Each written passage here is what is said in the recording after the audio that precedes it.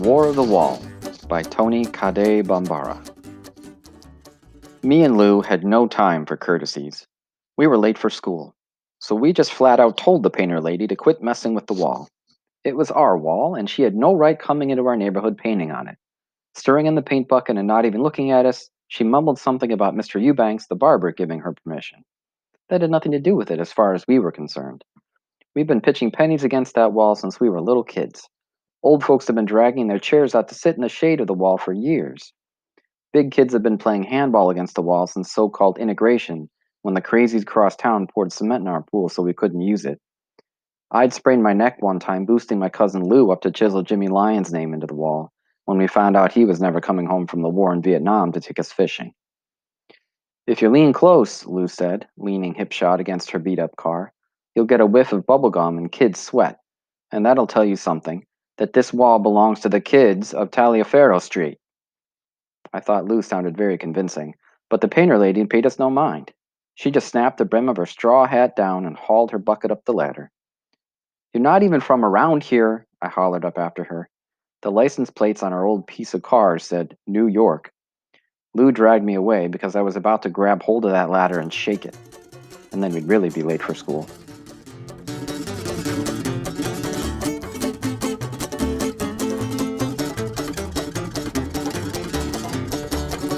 When we came from school, the wall was slick with white. The painter lady was running string across the wall and taping it here and there. Me and Lou leaned against the gumball machine outside the pool hall and watched. The Morris twins crossed the street, hanging back at the curb next to the beat-up car. The twin with the red ribbons was hugging a jug of cloudy lemonade. The one with yellow ribbons was holding a plate of dinner away from her dress. The painter lady began snapping the strings. The blue chalk dust measured off halves and quarters up and down and sideways, too. Lou was about to say how hip it all was, but I dropped my book satchel on his toes to remind him we were at war. Some good aromas were drifting our way from the plate, leaking pot liquor onto the Morris girls' white socks. I could tell from where I stood that under the tinfoil was baked ham, collard greens, and candied yams. And knowing Mrs. Morris, who sometimes bakes for my mama's restaurant, a slab of buttered cornbread was probably up under there too, sopping up some of the pot liquor. Me and Lou rolled our eyes, wishing somebody would send us some dinner. But the painter lady didn't even turn around. She was pulling the strings down and prying bits of tape loose. Side Pocket came strolling out of the pool hall to see what Lou and me were studying so hard. He gave the painter lady the once-over, checking out her painted spattered jeans, her chalky t-shirt, her floppy-brimmed straw hat. "What you got there, sweetheart?" he asked the twin with the plate. "Supper," she said, all soft and country-like. "For her," the one with the jug added, jerking her chin toward the painter lady's back. Still, she didn't turn around. She was rearing back on her heels, her hands jammed into her back pockets, her face squinched up like the masterpiece she had in mind was taking shape on the wall by magic. We could have been gophers crawled up into a rotten hollow for all she cared. She didn't even say hello to anybody. Lou was muttering something about how great her concentration was. I butt him with my hip, and his elbow slid off the gum machine. "Good evening," Side Pocket said in his best ain't I fine voice. But the painter lady was moving from the milk crate to the step stool to the ladder, moving up and down fast, scribbling all over the wall like a crazy person. We looked at Side Pocket. He looked at the twins. The twins looked at us. The painter lady didn't even look where she was stepping. And for a minute there, hanging on the ladder to reach a far spot, she looked like she was going to tip right over. Side Pocket cleared his throat and moved fast to catch the ladder. "These young ladies here have brought you some supper." "Ma'am?" The twin stepped forward. Finally, the painter turned around, her eyes full of sky, as my grandmama would say. Then she stepped down like she was in a trance. She wiped her hands on her jeans as the Morris twins offered up the plate and the jug. She rolled back the tinfoil, then wagged her head as though something terrible was on the plate. "Thank your mother very much," she said, sounding like her mouth was full of sky, too. "I've brought my own dinner along." And then, without even excusing herself, she went back up the ladder, drawing on the wall in a wild way. Side Pocket whistled one of those "oh brother" breathy whistles and went back into the pool hall. The Morris twins shifted their weight from one foot to the other, then crossed the street and went home. Lou had to drag me away. I was so mad. Later that night, while me and Lou were in the back doing our chores, we found out that the painter lady was a liar. She came into the restaurant and leaned against the glass of the steam table, talking about how starved she was. I was scrubbing pots and Lou was chopping onions, but we could hear her through the service window. She was asking Mama, was that a ham hock in the greens? And was that a neck bone in the pole beans? And was there any vegetables cooked without meat, especially pork? I don't care who your spiritual leader is, Mama said in that way of hers. If you eat in the community, sister, you gonna eat pig by and by, one way or the other. Me and Lou were cracking up in the kitchen, and several customers at the counter were clearing their throats, waiting for Mama to really fix her wagon for not speaking to the elders when she came in. The painter lady took a stool at the counter and went right on with her questions. Was there cheese in the baked macaroni, she wanted to know? Were there eggs in the salad? Was it honey or sugar in the iced tea? Mama was fixing Pop Johnson's plate, and every time the painter lady asked a fool question, Mama would dump another spoonful of rice on the pile. She was tapping her foot and heating up in a dangerous way. Me and Lou peeked through the service window, wondering what planet the painter lady came from. Who ever heard of baked macaroni without cheese or potato salad without eggs? When Mama finally took her order, the starving lady all of a sudden couldn't make up her mind whether she wanted a vegetable plate or fish and a salad. She finally settled on the broiled trout and a tossed salad. But just when Mama reached for a plate to serve her, the painter lady leaned over the counter with her finger all up in the air. Excuse me, she said, one more thing. Mama was holding the plate like a frisbee, tapping that foot, one hand on her hip. Can I get raw beets in that tossed salad? You will get, Mama said, leaning her face close to the painter lady's. Whatever Lou back there tossed. Now sit down. And the painter lady sat back down on her stool and shut right up. Me and Lou tried to get Mama to open fire on the painter lady, but Mama said that seeing as how she was from the north, you couldn't expect her to have any manners. Then Mama said she was sorry she'd been so impatient with the woman because she seemed like a decent person and was simply trying to stick to a very strict diet. Me and Lou didn't want to hear that. Who did that lady think she was coming into our neighborhood and taking over our wall? Well, Mama drawled, it's hard on an artist, you know. They can't always get people to look at their work. So she's just doing her work in the open, that's all. Back you can hear my radio on. Howlin' Wolf will give a spoonful to you, but in my dreams, spoonful sure won't do.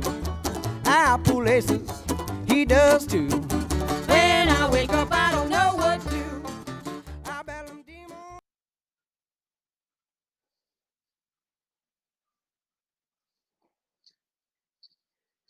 Me and Lou definitely did not want to hear that. Why couldn't she set up an easel downtown or draw on the sidewalk on her own neighborhood? All weekend long, me and Lou tried to scheme up ways to recapture our wall. Daddy and Mama said they were sick of hearing about it. Grandmama turned up the TV to drown us out. On the late news was a story about the New York subways. When a train came roaring into the station, all covered from top to bottom, windows too, with writings and drawings done with spray paint, me and Lou slapped 5. Mama said it was too bad kids in New York had nothing better to do than spray paint all over the trains. Daddy said that in the cities, even grown-ups wrote all over the trains and buildings too. Daddy called it graffiti. Grandmama called it a shame. We couldn't wait to get out of school on Monday. We couldn't find any black spray paint anywhere. But in a junky hardware store downtown, we found a can of white epoxy paint, the kind you touch up old refrigerators with when they get splotchy and peely. We spent a whole allowance on it. Dead of the night, I don't come home till the sun shines bright. Well, now I walk with you. Are you walking with me? It's so hard to tell when everybody's on the same streets. I pull laces, you pull twos. When I wake up, I don't know. When we reached the corner of Taliaferro and Fifth, it looked like a block party or something. Half the neighborhood was gathered on the sidewalk in front of the wall. I looked at the bag with epoxy and wondered how we were going to work our scheme. The painter lady's car was nowhere in sight, but there were too many people standing around to do anything. Side Pocket and his buddies were leaning on their cue sticks, hunching each other. Daddy was there with a lineman he catches a ride with on Mondays. Mrs. Morris had her arms flung around the shoulders of the twins on either side of her. Mama was talking with some of her customers, many of them with napkins still at the throat. Mr. Eubanks came out of the barber shop, followed by a man in a striped poncho, half his face shaved, the other half full of foam. She really did it, didn't she? Mr. Eubanks huffed out his chest. Lots of folks answered right quick that she surely did when they saw the straight razor in his hand. Mama beckoned us over. And then we saw it. The wall. Reds, greens, figures outlined in black, swirls of purple and orange, storms of blues and yellows. It was something. I recognized some of the faces right off. There was Martin Luther King Jr., and there was a man with glasses on and his mouth open like he was laying down a heavy rap. Daddy came up alongside and reminded us that he was Minister Malcolm X.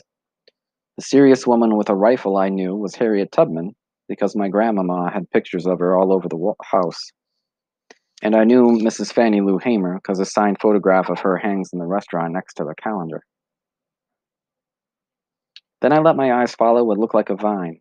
It trailed past a man with a horn, a woman with a big white flower in her hair, a handsome dude in a tuxedo seated at a piano, and a man with a goatee holding a book. When I looked more closely, I realized that what had looked like flowers were really faces. One face with yellow petals looked just like Frida Morris. One with red petals looked just like Hattie Morris. I could hardly believe my eyes. Notice, Side Pocket said, stepping close to the wall with his cue stick like a classroom pointer. These are the flags of liberation, he said in a voice I'd never heard him use before. We all stepped closer while he pointed and spoke. Red, black, and green, he said, his pointer falling on leaf-like flags of the vine. Our liberation flag. And here, Ghana. There, Tanzania. Guinea-Bissau. Angola. Mozambique. Side Pocket sounded very tall, as though he'd been waiting all his life to give this lesson. Mama tapped us on the shoulder and pointed to a high section of the wall. There was fierce-looking man with his arms crossed against his chest guarding a bunch of children. His muscles bulged, and he looked a lot like my daddy. One kid was looking at a row of books. Lou hunched me because the kid looked like me. The one that looked like Lou was spinning a globe on the tip of his finger like a basketball. There were other kids there with microscopes and compasses. And the more I looked, the more it looked like the fierce man was not so much guarding the kids as defending their right to do what they were doing. Then Lou gasped and dropped the paint bag and ran forward, running his hands over a rainbow. He had to tiptoe and stretch to do it. It was so high. I couldn't breathe either. The painter lady had found the chisel marks and had painted Jimmy Lyon's name in a rainbow. Read the inscription, honey, Mrs. Morris said, urging little Frida forward. She didn't have to urge much. Frida marched right up, bent down, and in a loud voice that made everybody quit oohing and ahhing and listen, she read, To the people of Taliaferro Street, I dedicate this wall of respect, painted in memory of my cousin, Jimmy Lyons.